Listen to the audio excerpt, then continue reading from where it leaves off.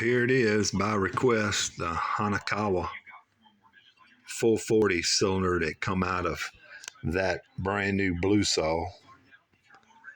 And somebody wanted to see the inside. And this is, my phone's not real good, but it looks really good for, I have a 381 Hanakawa, and it looked very similar to this. No sharp edges.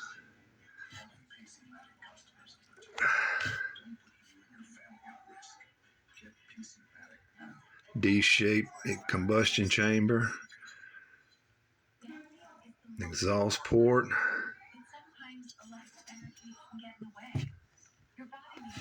It's a nice looking cylinder.